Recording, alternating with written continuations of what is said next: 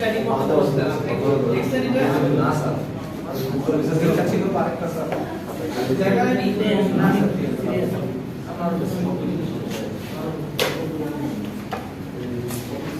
লিখবো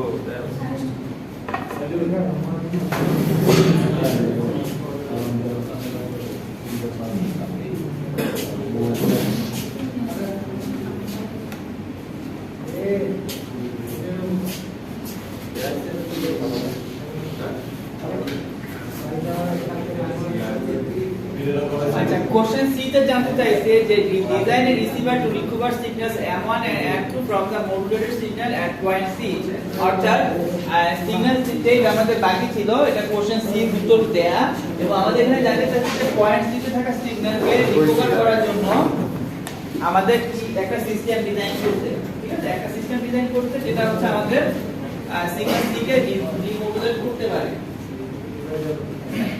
আচ্ছা এখন দেখেন যে আমাদের সিগন্যাল সিতে থাকা যে ডিমodulationের জন্য আমাদের কি করতে হবে সেটা এই সিস্টেমটা এখন আপনাদের আইডিয়া কি আসলে এটা কিভাবে করা যায় ডিমodulator ডিজাইনটা কিভাবে করা যায়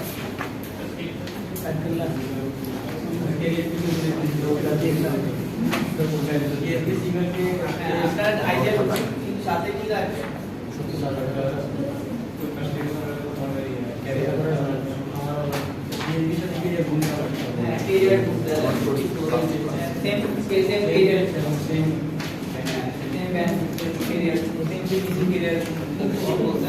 মানে এখানে যেসব ক্যারিয়ার ব্যবহার করা হয়েছে সেম ক্যারিয়ার সিগন্যাল দ্বারা আবারও মাল্টিপ্লাই করতে হবে দেখেন যে এখানে পয়েন্ট সিতে থাকা সিগন্যালকে ডিমodulate করতে হবে তাই না পয়েন্ট সিতে থাকা সিগন্যালকে ডিমodulate করতে হবে এখন পয়েন্ট সিতে থাকা সিগন্যালকে ডিমodulate করতে আমাদেরকে যে সিস্টেমটা ব্যবহার করতে হবে সেখানে আমাদের এই সেম ক্যারিয়ার সিগন্যাল ব্যবহার করতে হবে অর্থাৎ 2 cos 20k এবং 2 cos 10k আচ্ছা দেখেন যে আমাদের সিস্টেমটা আমি ড্র করি তারপরে বিষয়টা চিন্তা করেন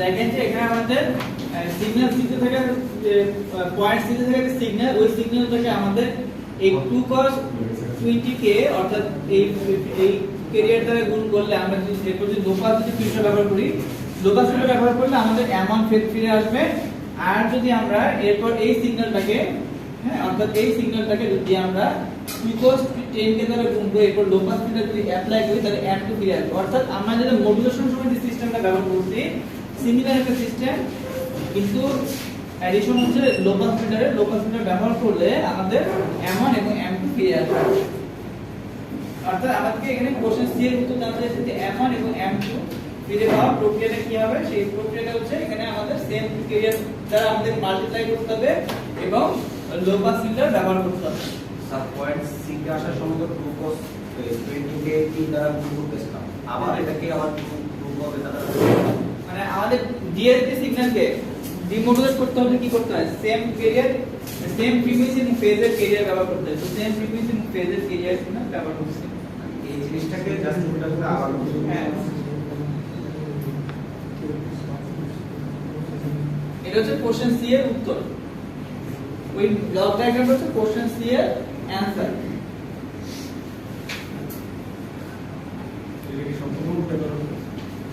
হ্যাঁ উল্টার কারণ কি দেখেন যে আমাদের যে স্পেকট্রাম ছিল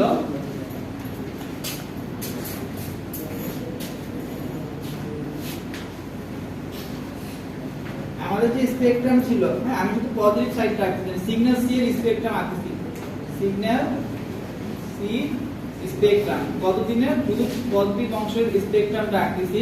দেখেন যে এরকম ছিল বিষয়টা।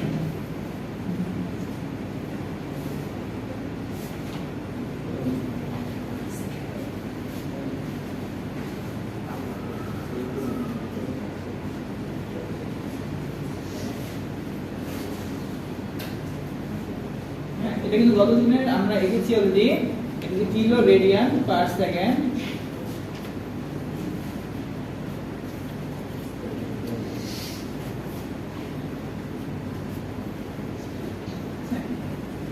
তো দেখেন যে এটা আমাদের শুধু পজিটিভ দিকে সিগন্যাল সি স্পেকট্রাম টানছি। তো আমরা যখন এই সিগন্যাল সি কে যখন এই গুণ করব একটা 20k ফ্রিকোয়েন্সির ক্যারিয়ার দ্বারা, তখন হচ্ছে এই স্পেকট্রামটা সেন্টারে শিফট করবে, তাই না? এই স্পেকট্রামটা সেন্টারে শিফট করবে এবং 40k তে একটা কম্পোনেন্ট থাকে। আমাদের ডিএসডি মডুলেশনের সময় দেখাইছি কি এরকম যে ডিমডুলেশনের সময় আপনাদের খেয়াল করা যাচ্ছে না ডিমডুলেশনের যে স্পেকট্রাম, ঠিক আছে? আমি এবার ওই ইয়াতে চলে যাই, আপনাদের রিসিভার ডিজাইনটাতে চলে যাই, যেটা বেসিক রিসিভার ডিজাইন ছিল।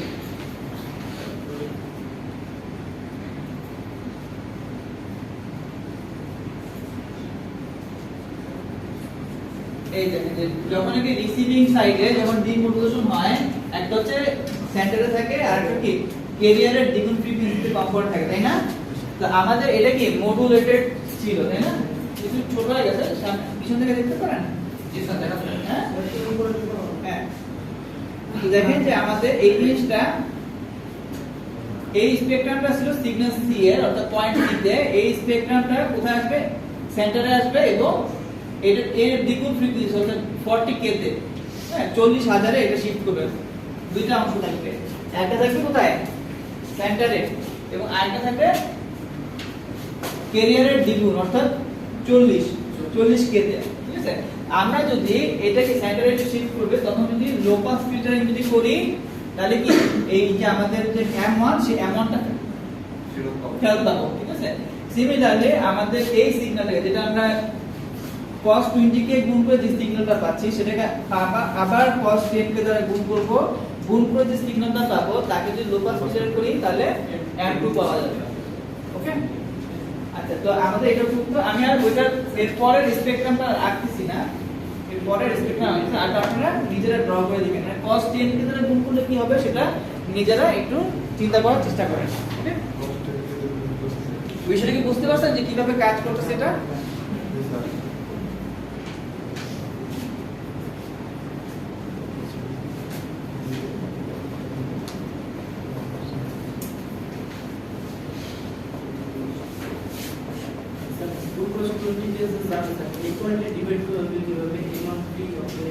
হ্যাঁ, মানে এমন কি আপনি একটু মানে দুটো সিগন্যাল সেপারেট আর স্যার ও বলতে চাচ্ছে যে M1 আর M2 তে যে যাচ্ছে, এখানে তো সি পয়েন্ট থেকে এটা দুটো ভাগ হবে নাকি একই সিগন্যালটা M1 মানে এখানে যে সিগন্যালটা পাচ্ছি, এই সিগন্যাল থেকে cos 20k দ্বারা গুণ দিতে হবে। এটা হচ্ছে একটা নোড, এই নোড থেকে ধরেন যে আমরা যদি লো পাস ফিল্টার যদি করি তাহলে M1 পাওয়া যাবে। ওইদিকে একটা যাচ্ছে, নিচের দিকে আরেকটা আসবে। এক্ষেত্রে কি এটা দুই ভাগ হচ্ছে নাকি ভাগ হচ্ছে না, ভাগ হচ্ছে না।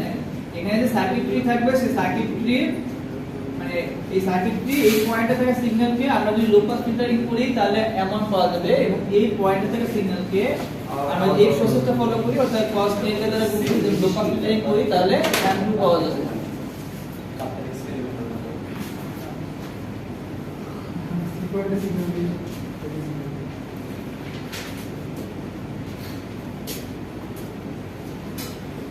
তো আমরা সামনে যাই, এরপরে প্রশ্নে যাই।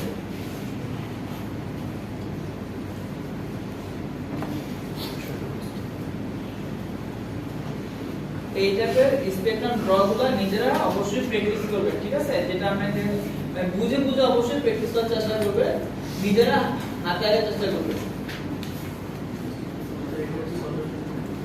এরপর আরেকটা দেখো 4.9। স্যার এই ডায়াগ্রামে স্যার M1 M2 দুটো রিঅ্যাকশন পাওয়া সম্ভব? এমন M2 তো পাওয়ার জন্য তো ডায়াগ্রামটা আঁকা হয়েছে। ডায়াগ্রামটা ডিজাইন করা হয়েছে যে আমাদের প্রশ্ন ছিল যে এই দেখেন প্রশ্ন বলা আছে design a receiver to recover signals M1 and M2 from the modulated signal at point C, অর্থাৎ আমাদেরকে একটা রিসিভার ডিজাইন করতে হবে যাতে আমরা সিগন্যাল M1 এবং M2 কে রিকভার করতে পারি মডুলেটেড সিগন্যাল থেকে। স্যার এখানে তো M1 M2 পাইছি, আমার কথা হচ্ছে স্যার এখানে কি M1 M2 একসাথে পাওয়া যাবে কিনা? একসাথে তো আলাদা করা হয়েছে, মানে আলাদা করতে হবে না। M1 হচ্ছে আলাদা একটা মেসেজ সিগন্যাল এবং M2 হচ্ছে আরেকটা মেসেজ সিগন্যাল, তো দুইটা মেসেজ সিগন্যাল তো আলাদা করতে আলাদা করা কাজ করেছিল মডুলেটেড সিগন্যাল থেকে।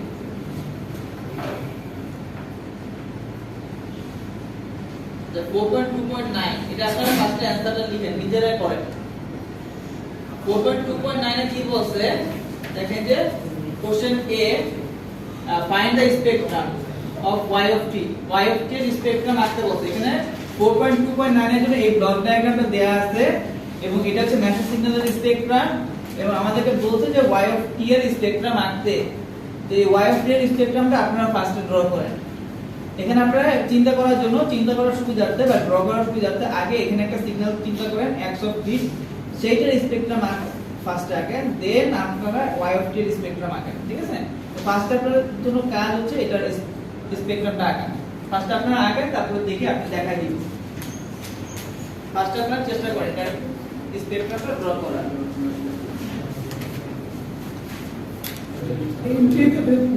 হ্যাঁ যেটা আমার পাশ থেকে লাগা হচ্ছে এটা ইনপুট আমার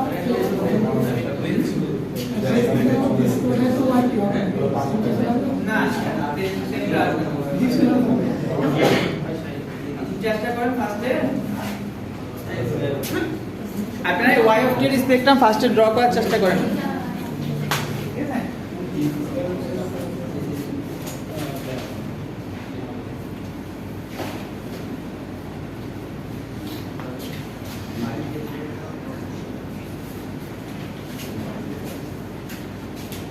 বাট হয়তো প্রবলেম হচ্ছে বুঝতে, আমি ড্র করে দিচ্ছি। হ্যাঁ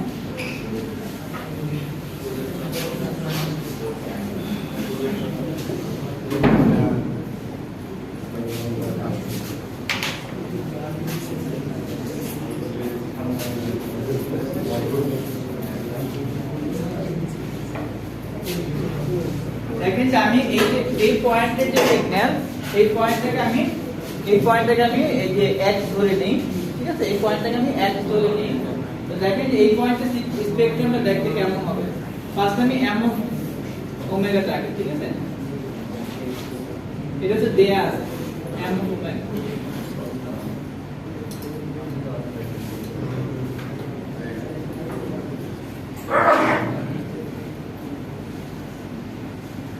এসে m of ওমেগা দেয়া আছে, হ্যাঁ? তো এখানে আমাদের অ্যাকচুয়ালি ওমেগা নামে এক হবে কারণ ফ্রিকোয়েন্সি দেয়া আছে, এটা হচ্ছে ফ্রিকোয়েন্সি স্পেকট্রামটা আঁকা। আচ্ছা এখন দেখেন যে আমাদের এই স্পেকট্রামটা কোথায় শিফট হচ্ছে। আমাদের ক্যারিয়ার ফ্রিকোয়েন্সি কত?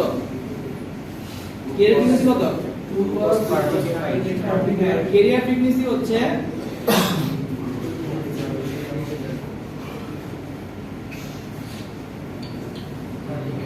35 এত রেডিয়ান পার সেকেন্ড। এটা হচ্ছে আমাদের ক্যারিয়ার ফ্রিকোয়েন্সি রেডিয়ান পার সেকেন্ডে। আবার সিমিলারলি আমরা ক্যারিয়ার ফ্রিকোয়েন্সিকে এভাবে প্রকাশ করতে পারি কিন্তু ইকুয়াল টু 15,000 হার্টজ, তাই না? 15,000 হার্টজ কেন? যে আমরা 30,000 পাই কিন্তু 2 পাই দ্বারা ভাগ করতে 15,000 হার্টজ পাচ্ছি, তাই না?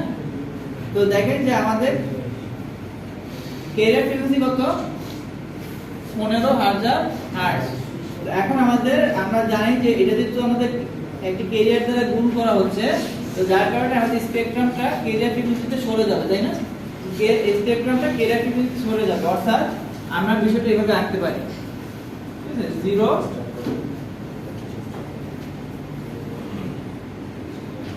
15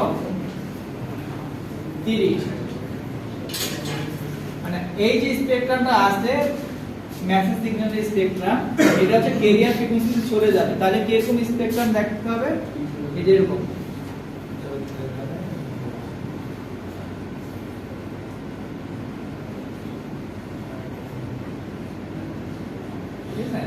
এবং আমাদের একই সাথে ডানে এবং বামে অর্থাৎ রাইট সাইডে এবং লেফট সাইডে আমাদের ক্যারিয়ার স্পেকট্রামটা শিফট করতেছে, তাই না? অর্থাৎ +15 এবং -15 কেতে আমাদের স্পেকট্রামটা সরে গেল।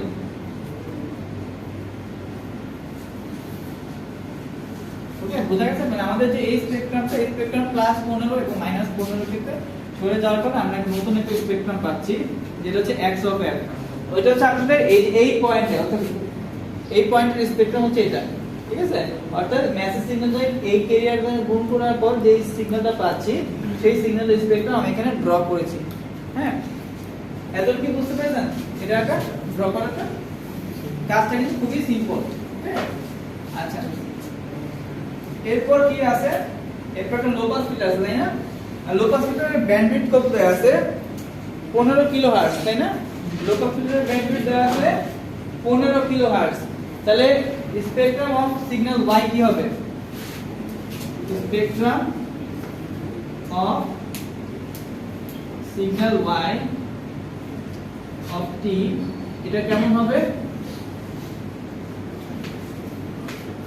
আমরা যদি এই সিগন্যাল x কে যদি পাস করি লো পাস ফিল্টার দ্বারা, যেটা এখানে ব্যান্ডউইথ 15 কিলোহার্টজ, তাহলে কি এটা পাস হবে, এই অংশটুকু পাস হবে এবং এই অংশটুকু কি বাদ পড়বে, তাই না?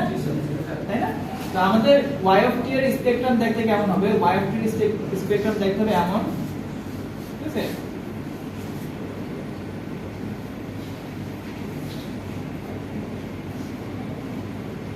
এটা হচ্ছে y অফ t এর স্পেকট্রাম।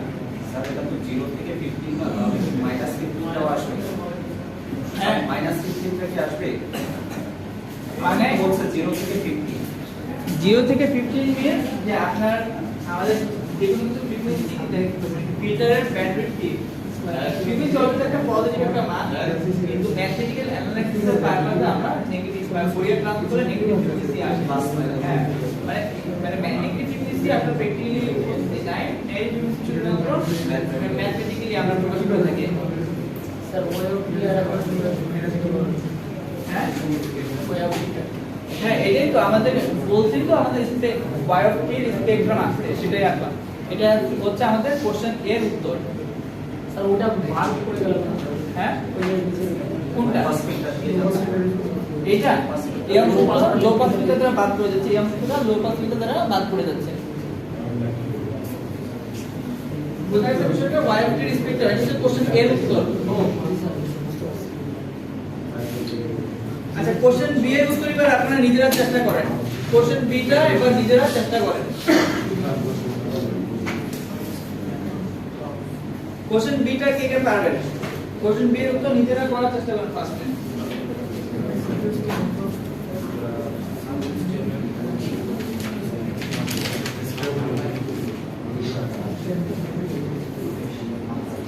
সিস্টেমটা দেয়া আছে, এই একই সিস্টেম ব্যবহার করতে হবে, যেখানে আমাদের ইনপুট হবে y অফ t এবং আউটপুট আসবে m অফ t, অর্থাৎ উল্টা আর কি। অর্থাৎ আমাদের কোশ্চেন বি এর উত্তর হচ্ছে সেম সিস্টেম ব্যবহার করতে হবে, আপনার ইনপুট আসবে y অফ t এবং তখন আমরা আউটপুট m অফ t পাবো। অর্থাৎ এই সিস্টেমটাই হচ্ছে আমাদের কোশ্চেন বি এর উত্তর। ইনপুট হিসেবে y অফ t ব্যবহার করতে হবে এবং আউটপুট তখন m অফ t আসবে।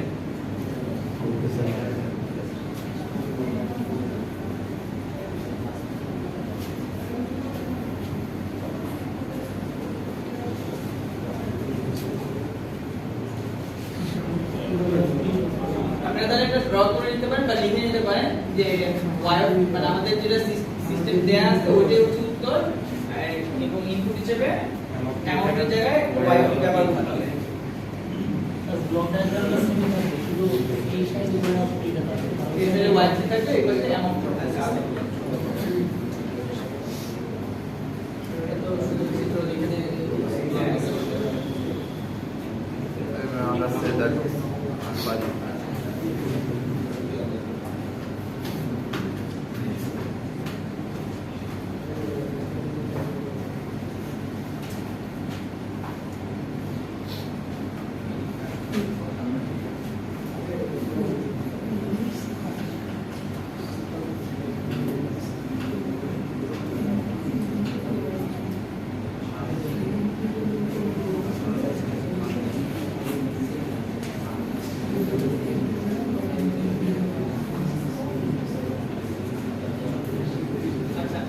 এই এক্সারসাইজ প্রবলেমটা করার মাধ্যমে আমাদের মধ্যে মানে টিএসবি থেকে জিএসবি রিলেটেড আর কোনো এক্সারসাইজ প্রবলেম করব না, বাকিগুলো আপনারা নিজেরা এক্সপ্লোর করতে পারেন, ঠিক আছে?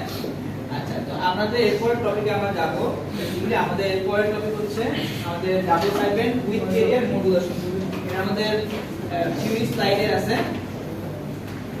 Math example DSB related math example এখানে শেয়ার। আমরা এরপর আরো ম্যাথ এক্সাম্পল দেখব, তবে সেটা অন্য টপিক থেকে।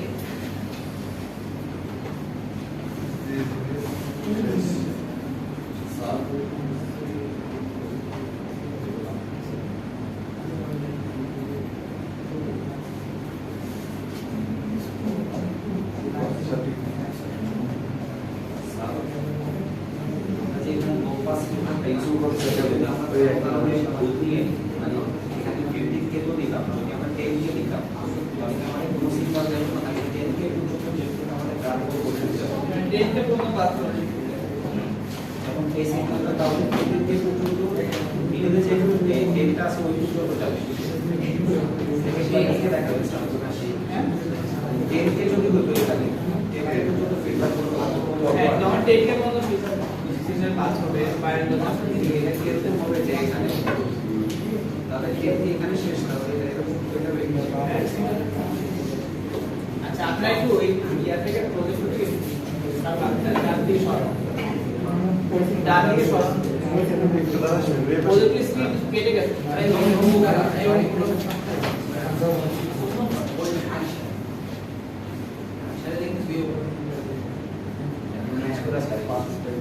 হয়েছে, ঠিক আছে।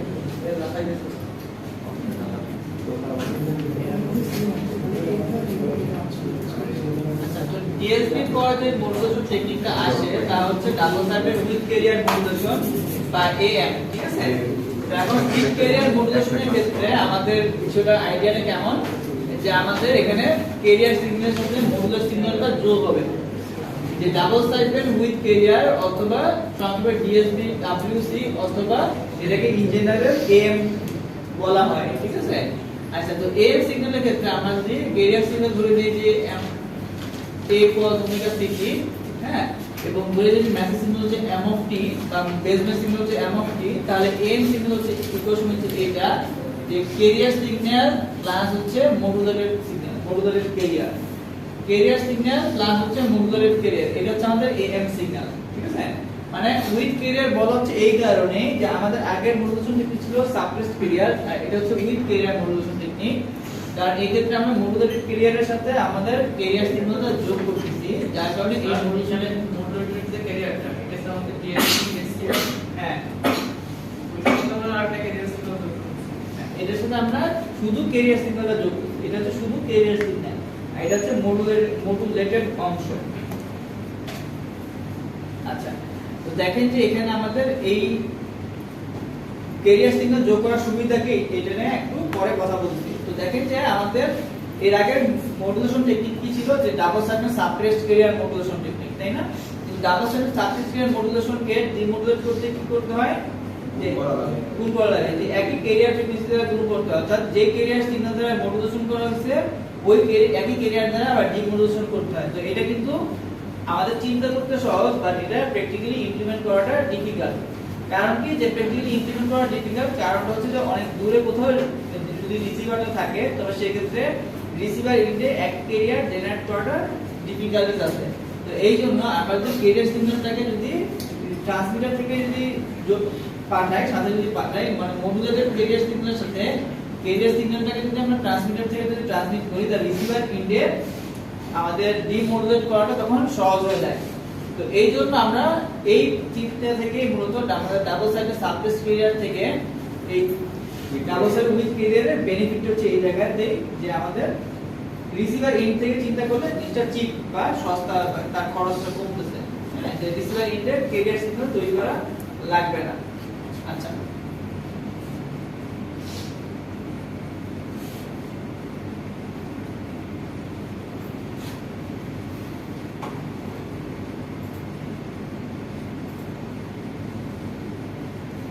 ডিএসপি উইথ ক্যারিয়ার এই জিনিসটাকে যদি আমরা স্পেকট্রামের সাহায্যে যদি প্রকাশ করি তাহলে কেমন দেখাবে সেটা একটু দেখি। দেখেন যে আমাদের এখানে যে ডাবল সাইডের সাবটেস্ট ক্যারিয়ার মডুলেশন নিয়ে দেখছি তাই না? তো ডাবল সাইডের সাবটেস্ট ক্যারিয়ার মডুলেশনের ক্ষেত্রে কেমন ছিল বিষয়টা, যে ডাবল সাইডের সাবটেস্ট ক্যারিয়ার মডুলেশনের ক্ষেত্রে এটা যদি মেসেজ সিগন্যাল হয় বা এটা যদি বেসব্যান্ড সিগন্যাল হয় যার ব্যান্ডউইথ 2πb, সেই ক্ষেত্রে আমাদের কি ছিল বিষয়টা, যে আমাদের মেসেজ সিগন্যাল স্পেকট্রামটা ক্যারিয়ার ফ্রিকোয়েন্সি সরে গেছে তাই না? এমন ছিল বিষয়টা যে আমাদের মেসেজ সিগন্যাল স্পেকট্রাম ক্যারিয়ার ফ্রিকোয়েন্সিতে শিফট করছে। তো এখানে আমাদের বিষয়টা কি, যে এএম সিগন্যালের ক্ষেত্রেও একই ঘটনা ঘটবে, যে আমাদের মেসেজ সিগন্যাল স্পেকট্রাম ক্যারিয়ার ফ্রিকোয়েন্সিতে সরে যাবে। দেখেন যে এইটা কি 0 তে সেন্টার, এটা হচ্ছে ওমেগা সি অর্থাৎ ক্যারিয়ার ফ্রিকোয়েন্সিতে সেন্টার তাই না? এটা হচ্ছে 0 তে মেসেজ সিগন্যাল হচ্ছে 0 তে সেন্টার, এটা হচ্ছে ক্যারিয়ার ফ্রিকোয়েন্সি ওমেগা সি তে সেন্টার। তো এখানে আমাদের ওমেগা সি তে সেন্টার, যে ওমেগা সি তে সরে যাওয়ার যে ঘটনা ওটা তো থাকবেই, এবং সাথে এখানে এডিশনালি কি আছে দেখেন যে ক্যারিয়ার কম্পোনেন্ট আছে, যে আমাদের ক্যারিয়ার ফ্রিকোয়েন্সিতে ক্যারিয়ার কম্পোনেন্ট আছে যার ম্যাগনিটিউড পাই এসি। দেখেন যে ওমেগা সি অর্থাৎ ক্যারিয়ার ফ্রিকোয়েন্সিতে ক্যারিয়ার কম্পোনেন্ট আছে যার ম্যাগনিটিউড পাই এসি। তার মানে আমাদের ডাবল সাইডেড সাবটেস্ট ক্যারিয়ার সিগন্যালের সাথে তার স্পেকট্রামের সাথে এখানে একটা পার্থক্য, সেটা হচ্ছে কি যে ওমেগা সি অর্থাৎ ক্যারিয়ার ফ্রিকোয়েন্সিতে এখন একটা ক্যারিয়ার কম্পোনেন্ট উপস্থিত, ঠিক আছে? আর অন্য যে ঘটনাটা যে ফ্রিকোয়েন্সি অ্যামপ্লিটিউড মডুলেশনের যে ঘটনা, যেটা কি আমাদের ফ্রিকোয়েন্সি শিফটিং প্রপার্টির উপর ভিত্তি করে কাজ করে, যে আমাদের মেসেজ সিগন্যালটা ক্যারিয়ার ফ্রিকোয়েন্সি সরে যাওয়া, সেটা কিন্তু আগের মতোই আছে, ঠিক আছে? বাড়তি কি আছে শুধু ক্যারিয়ার কম্পোনেন্ট। আচ্ছা, তো এই বিষয়টা আমরা এখানে ফোরিয়ার ট্রান্সফর্ম থেকে দেখতে পাই যে এই অংশটা তো আগেই ছিল, half m of omega minus omega C plus m of omega plus omega C, এটা আমাদের ডিএসবি তে আমরা দেখছি। কিন্তু বাড়তি কি আছে, বাড়তি হচ্ছে আমাদের সাথে এক্সট্রা কি হচ্ছে ক্যারিয়ার কম্পোনেন্ট অ্যাড হচ্ছে, যে ক্যারিয়ার কম্পোনেন্টটার ফোরিয়ার ট্রান্সফর্ম হচ্ছে, যেহেতু আমরা cos ওমেগা সি যদি চিন্তা করি pi AC delta of omega minus omega C plus delta omega plus omega C. এটা হচ্ছে আমাদের ক্যারিয়ার কম্পোনেন্টে রিপ্রেজেন্ট করতেছে, যে ওমেগা সি ফ্রিকোয়েন্সিতে ক্যারিয়ার কম্পোনেন্ট আছে, এবং এটা হচ্ছে আমাদের মডুলেটেড ক্যারিয়ারকে রিপ্রেজেন্ট করতেছে।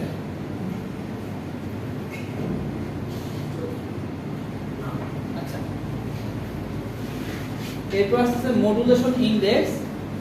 মডুলেশন ইনডেক্স কি, এটা আপনারা হয়তো আপনাদের ল্যাব ক্লাস করতে গিয়ে অলরেডি ধারণা পেয়েছেন, কারণ আপনাদের ল্যাব এক্সপেরিমেন্টের সাথে মডুলেশন ইনডেক্স টার্মটা রিলেটেড, কারণ মডুলেশন ইনডেক্সের টার্মটা আপনারা ল্যাব এক্সপেরিমেন্ট থেকে ক্যালকুলেশন বা ফাইন্ড করা লাগে। তো এখানে মডুলেশন ইনডেক্স হচ্ছে সহজ কথায় বলতে গেলে মেসেজ সিগন্যালের অ্যামপ্লিটিউড এবং ক্যারিয়ার অ্যামপ্লিটিউডের রেশিও, ঠিক আছে? মেসেজ সিগন্যালের অ্যামপ্লিটিউড এবং ক্যারিয়ার অ্যামপ্লিটিউড রেশিও হচ্ছে মডুলেশন ইনডেক্স, ঠিক আছে? আচ্ছা, তবে এটা হচ্ছে আমাদের যদি এমন মেসেজ সিগন্যাল যদি চিন্তা করি যেখানে আমাদের জিরো অফসেট, সেই ক্ষেত্রে হচ্ছে এইটা অ্যাপ্লিকেবল, আদারওয়াইজ আমাদের এই মডুলেশন ইনডেক্সের ফর্মুলাটা অ্যাপ্লিকেবল। যাই হোক, এটা আপনাদের মুখস্থ রাখতে হবে না, যা আপনাদের জন্য দেয়া আছে, আপনারা চাইলে এক্সপ্লোর করতে পারেন ডিটেইলসে। আর এখানে আমাদের মডুলেশন ইনডেক্সের সংজ্ঞাটা তাহলে কি দাঁড়াচ্ছে, যে মেসেজ সিগন্যালের অ্যামপ্লিটিউড ওভার ক্যারিয়ার অ্যামপ্লিটিউড। আচ্ছা, এখন মডুলেশন ইনডেক্সের মানের উপর ভিত্তি করে তিনটা কেস আমরা চিন্তা করতে পারি।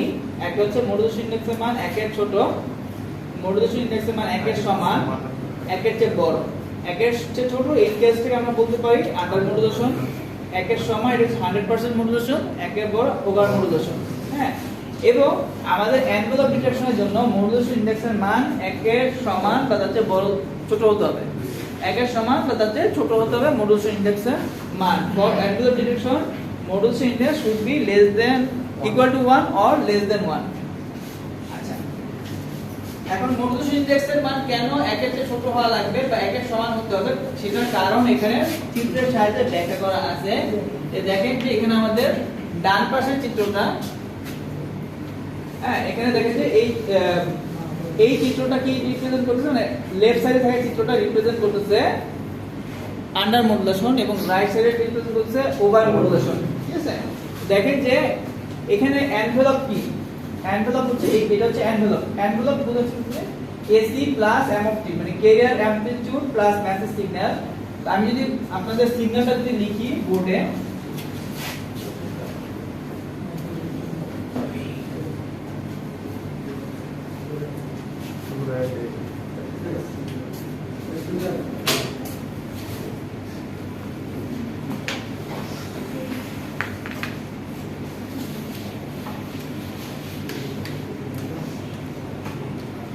এম সিগন্যাল হচ্ছে এটা, যে এম সিগন্যাল ইকুয়াল টু হচ্ছে এসি প্লাস এম অফ টি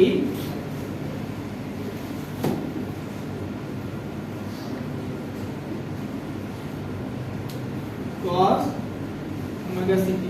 না, এটা হচ্ছে আমাদের এএফ সিগন্যাল। তো এখানে আমাদের দেখেন যে এই টার্মটা কি, এই টার্মটা হচ্ছে একটা cos ফাংশনের সাথে গুণ আছে এবং এটা রিপ্রেজেন্ট করতেছে যে cos এর অ্যামপ্লিটিউড কিভাবে চেঞ্জ হচ্ছে, তাই না? AC plus M of T represent করতেছে cos এর অ্যামপ্লিটিউড, cos ফাংশনের অ্যামপ্লিটিউড কিভাবে চেঞ্জ হচ্ছে। তো এই যে আউটলাইনটা, এই আউটলাইনটা রিপ্রেজেন্ট করতেছে cos বা মডুলেটেড সিগন্যালের অ্যামপ্লিটিউড কিভাবে চেঞ্জ হচ্ছে, অর্থাৎ এম সিগন্যালের অ্যামপ্লিটিউড কিভাবে চেঞ্জ হচ্ছে, অর্থাৎ AC plus M of T এটা রিপ্রেজেন্ট করতেছে যে আমাদের মডুলেটেড সিগন্যালের অর্থাৎ এম সিগন্যালের অ্যামপ্লিটিউড কিভাবে পরিবর্তন হচ্ছে।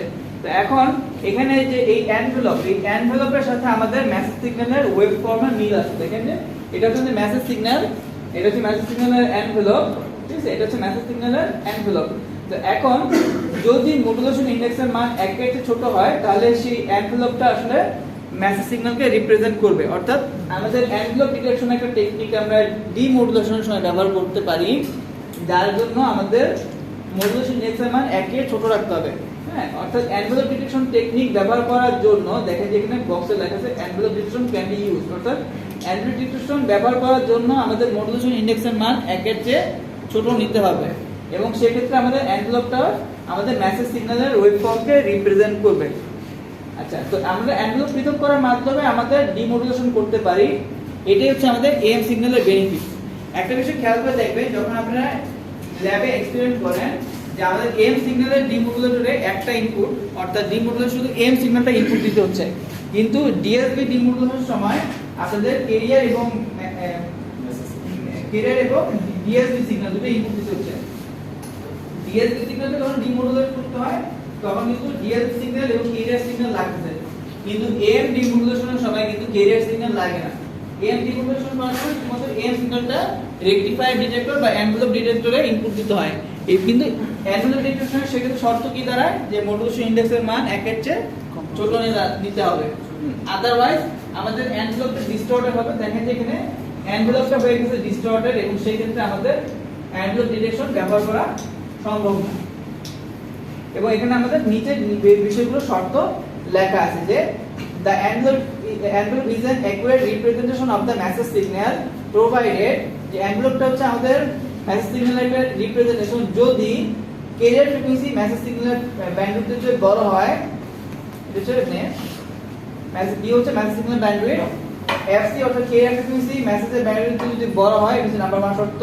এবং নাম্বার 2 শর্ত কি, যে AC plus M of T greater than or equal to 0 for all T, অর্থাৎ যদি আমাদের এই শর্ত যদি পূরণ হয়, ঠিক আছে, এসি প্লাস এম অফ টি 0 সমান বা তার চেয়ে বড় যে কোনো টি এর জন্য, সেই ক্ষেত্রে আমরা এই এনভেলপ ডিটেকশন করতে পারি। শর্তগুলো কি কি, যে এনভেলপ ডিটেকশনের জন্য আমাদের মডুলেশন ইন্ডেক্সের মান 1 এর ছোট হতে হবে, তাই না?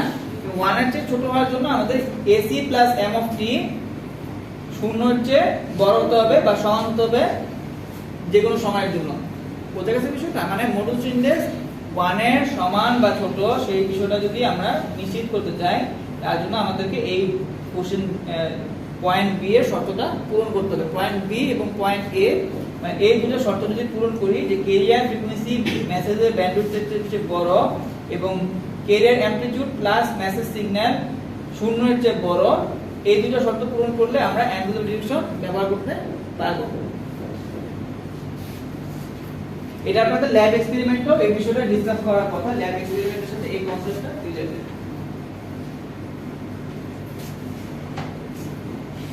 আচ্ছা, power of message KM signal, তো এটা আমরা আসলে ম্যাথ করার জন্য এই ফর্মুলাটা লাগবে, ঠিক আছে? তো পাওয়ার অফ মেসেজ সিগন্যাল, তো পাওয়ার অফ কেএম সিগন্যাল, তো এম সিগন্যালের দেখেন তিনটা কম্পোনেন্ট আছে, তাই না? একটা হচ্ছে ক্যারিয়ার সিগন্যাল, একটা হচ্ছে আপার সাইডব্যান্ড সিগন্যাল, একটা লোয়ার সাইডব্যান্ড সিগন্যাল, তাই না? আপার সাইডব্যান্ড, লোয়ার সাইডব্যান্ড এবং ক্যারিয়ার, তিনটা অংশ আছে আমাদের এম সিগন্যালে। তো আমাদের এম সিগন্যাল যেটা আমাদের ট্রান্সমিট করব, সেই ট্রান্সমিট করা এম সিগন্যালের যে টোটাল পাওয়ার অর্থাৎ ট্রান্সমিটেড পাওয়ারের তিনটা অংশ আছে। একটা হচ্ছে পিসি, যেটা ক্যারিয়ার পাওয়ার রিপ্রেজেন্ট করতেছে, আপার সাইডব্যান্ড পাওয়ার এবং লোয়ার সাইডব্যান্ড পাওয়ার, ঠিক আছে? যে ট্রান্সমিটেড এএম সিগন্যালের তিনটা অংশ আছে, একটা হচ্ছে ক্যারিয়ার পাওয়ার, একটা হচ্ছে আপার সাইডব্যান্ড পাওয়ার, আর একটা হচ্ছে লোয়ার সাইডব্যান্ড পাওয়ার। আচ্ছা, এই ট্রান্সমিটেড পাওয়ারটাকে আমরা এভাবে প্রকাশ করতে পারি যে ইকুয়াল টু ক্যারিয়ার পাওয়ার গুণন 1 প্লাস m স্কয়ার বাই 2। এখানে m হচ্ছে মডুলেশন ইনডেক্স, এখানে m কি মডুলেশন ইনডেক্স। তো এই ফর্মুলাটা আমরা নেক্সট দিনে আসলে ম্যাথ করব, সেক্ষেত্রে কাজে লাগবে। এফিশিয়েন্সিকে আমরা মেসেজ সিগন্যালের মানে এএম সিগন্যালের যে এফিশিয়েন্সি তাকে আমরা এভাবে প্রকাশ করতে পারি m square over 2 plus m square, ঠিক আছে। আচ্ছা, এখানে যে ফর্মুলাগুলো দেখালাম এগুলোর ডেরিভেশন আপনারা বিভিন্ন ইন্টারনেট সোর্স কিংবা টেক্সটগুলোতে পাবেন, বা ডেরিভেশনগুলো আমরা আসলে দেখতেছি না, কারণ ডেরিভেশন একটু মানে বোরিং টপিক, তো ওগুলো অ্যাভয়েড করে যাচ্ছি। কিন্তু আপনাদের ইন্টারেস্ট থাকলে ডেরিভেশনগুলো নিজেরা দেখতে পারেন। তো দেখেন এখানে এফিশিয়েন্সি নিয়ে কথা হচ্ছে, তো এফিশিয়েন্সি কিসের এফিশিয়েন্সি? দেখেন যে আমরা যে এএম সিগন্যালের এফিশিয়েন্সি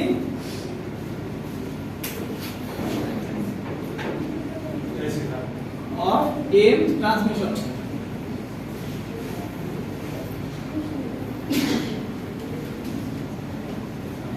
তো দেখেন যে আমাদের এফিশিয়েন্সি কে আমরা এভাবে প্রকাশ করতে পারি। কিন্তু এফিশিয়েন্সি আসলে কি? দেখেন যে আমাদের এম সিগন্যালের মধ্যে দুটো অংশ আছে, একটা হচ্ছে আমাদের সাইড ব্যান্ড পাওয়ার আর একটা হচ্ছে ক্যারিয়ার পাওয়ার, তাই না? সাইড ব্যান্ডে হচ্ছে আমাদের তথ্য আছে, কিন্তু ক্যারিয়ার সিগন্যালে কিন্তু আমাদের তথ্য নাই, তাই না? ক্যারিয়ার সিগন্যালে কিন্তু তথ্য নাই।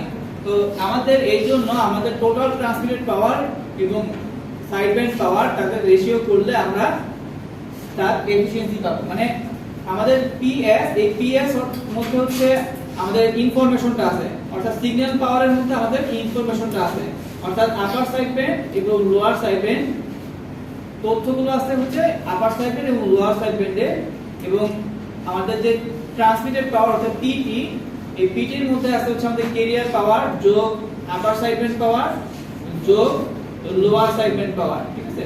তো এখানে কিন্তু ক্যারিয়ার পাওয়ার কিন্তু কোনো তথ্য বহন করতেছে না, তো তার জন্য আমাদের টোটাল সাইড ব্যান্ড পাওয়ার এবং টোটাল ট্রান্সমিটেড পাওয়ারকে যদি রেশিও করি তাহলে এম সিগন্যাল ট্রান্সমিশনের এফিশিয়েন্সি আমরা বের করতে পারি এটা, এবং এটাকে ফার্দার আমরা ওইটার থেকে ওই ইকুয়েশন থেকে আমরা ফার্দার আসলে এটাও বের করতে পারবো যে m square over 2 plus m square, যেখানে m হচ্ছে আমাদের মডুলেশন ইনডেক্স। আচ্ছা, এখন একটা বিষয় আপনারা জানেন যে এই m এর মান সর্বোচ্চ 1 হবে, তাই না? ডিসটরশন ছাড়া মডুলেশনের জন্য m এর মান সর্বোচ্চ 1, এবং m এর মান যদি সর্বোচ্চ 1 বসায় সেক্ষেত্রে এফিশিয়েন্সি দাঁড়াচ্ছে কত? 33.33%, অর্থাৎ 1 স্কয়ার মানে m এর মান 1 বসিয়ে দিই 1/3 আসছে 1/3 কে আমরা পার্সেন্টেজে নিলে পাচ্ছি 33.33%। আচ্ছা, অর্থাৎ আনডিস্টর্টেড মডুলেশনের জন্য সর্বোচ্চ এফিশিয়েন্সি হচ্ছে 33.33%। একটা বিষয় খেয়াল করে দেখছেন যে ডিএসবি এর মডুলেশনের সাথে এম এর মডুলেশন যদি কম্পেয়ার করা হয় তাহলে ডিএসবি এর কিছু সুবিধা আছে, এম এর কিছু সুবিধা আছে, আবার ডিএসবি কিছু লিমিটেশন আছে, এম এর কিছু লিমিটেশন আছে। যে ডিএসবি এর অসুবিধাটা হচ্ছে এটা রিসিভার ডিজাইন করাটা কমপ্লেক্স, আর এম এর রিসিভার ডিজাইন করাটা চিপ। আর ডিএসবি এর জন্য ডিএসবি যে পাওয়ার এফিশিয়েন্সি, কারণ ডিএসবি তে কোনো ক্যারিয়ার কম্পোনেন্ট নাই, তাই না? তো ক্যারিয়ার কম্পোনেন্ট না থাকে এই ডিএসবি ট্রান্সমিশন এফিশিয়েন্সিটা 100%, কারণ এখানে যেই সিগন্যালটা ট্রান্সমিট করা হচ্ছে সেটা কি আমাদের তথ্য আছে, তাই না? মানে ডিএসবি কিন্তু শুধুমাত্র আপার সাইডে এবং লোয়ার সাইডে ট্রান্সমিট করা হচ্ছে, কোনো ক্যারিয়ার কিন্তু ট্রান্সমিট করা হচ্ছে না। তো এখানে আমাদের এফিশিয়েন্সি হচ্ছে 100%, ডিএসবি এর ক্ষেত্রে ট্রান্সমিশন এফিশিয়েন্সি হচ্ছে 100%, কিন্তু এম এর ক্ষেত্রে এফিশিয়েন্সি কম, বা এম এর রিসিভার ডিজাইন করাটা ইজি।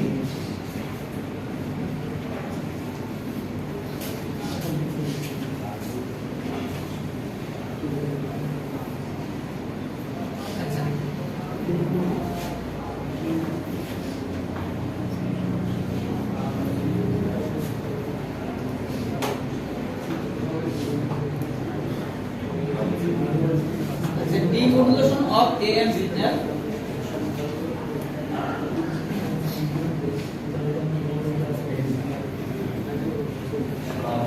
আচ্ছা, এখানে একটা সিম্পল এনভেলপ ডিটেকশন টেকনিক এখানে দেখানো হয়েছে, একটা সিম্পল এনভেলপ ডিটেকশন টেকনিক এখানে দেখানো হয়েছে যেই টেকনিকটা ফলো করে আমরা আপনার অ্যানভেলপ ডিটেক্ট করতে পারি, এরকম একটা টেকনিক দেখানো আছে। যে আমাদের অ্যানভেলপ ডিটেকশনের জন্য আমাদের আসলে এরকম একটা ডায়োড দরকার, মানে এই ডায়োড এবং এই ক্যাপাসিটর রেজিস্টরের যে ব্রাঞ্চ এটা আসলে অ্যানভেলপ ডিটেকশন করতে সক্ষম। তবে এই ক্ষেত্রে আমাদের এই আরসি অর্থাৎ রেজিস্টর এবং ক্যাপাসিটর যে চার্জিং ডিসচার্জিং টাইমের যে টাইম কনস্ট্যান্ট সেটা প্রপারলি সিলেক্ট করতে হবে, ঠিক আছে? এর আরসি অর্থাৎ টাইম কনস্ট্যান্ট সিলেক্ট করার যে ক্রাইটেরিয়া সেখানে লেখা আছে, বাট এটার বেসিকটা আমরা বোঝার চেষ্টা করি। তো দেখেন যে এখানে আমাদের একটা ডায়োড ব্যবহার করা আছে, তাই না? এবং অ্যানভেলপ ডিটেকশন ব্যবহার করার জন্য আমাদেরকে অবশ্যই মডুলেশন ইন্ডেক্সের মান 1 এর সমান বা তার চেয়ে ছোট নিতে হবে।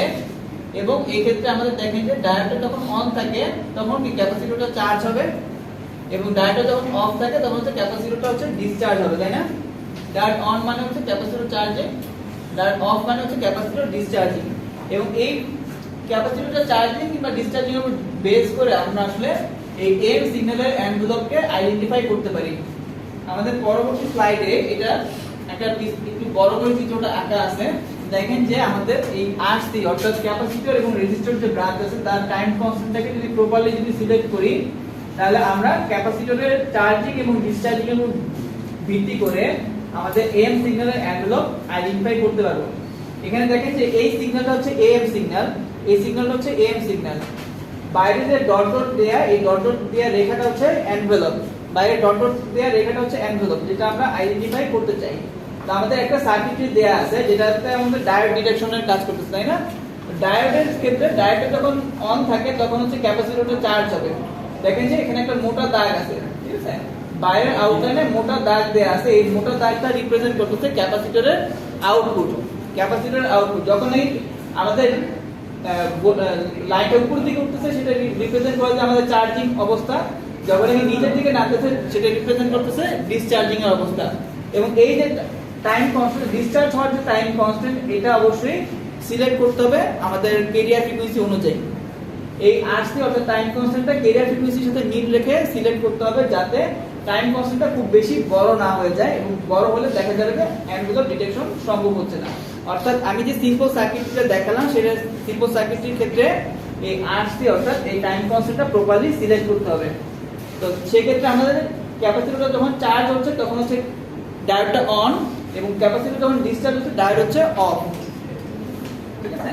আচ্ছা, তো এই বেসিক ওয়ার্কিং প্রিন্সিপালের উপর ভিত্তি করে আমাদের আসলে এই সার্কিটটা কাজ করতেছে। হ্যাঁ, আমরা যেটা বললাম যে আমাদের এম সিগন্যালের সুবিধা হচ্ছে কি, যে আমরা সিম্পল সার্কিটটি ব্যবহার করে ডিমোডুলেশন করতে পারি, সিম্পল সার্কিট ব্যবহার করে ডিমোডুলেশন করতে পারি। এবং এরকম সিম্পল সার্কিট দেখেন যে এই ক্ষেত্রে ইকুইপমেন্টের সাইজ বেশ ছোট, মানে আমাদের ডিমোডুলেটরের আকার বেশ ছোট হবে এবং সহজে ডিমোডুলেটর ডিজাইন করা সম্ভব এর ডিমোডুলেশন জন্য। কিন্তু শর্ত হচ্ছে কি, মডুলেশন ইনডেক্স 1 এর ছোট হতে হবে। তো আপনারা এই যে এই বিষয়গুলো অবশ্যই নেক্সট ক্লাসের জন্য দেখে আসবেন, যে আমাদের M signal related math next ক্লাসে দেখাবো।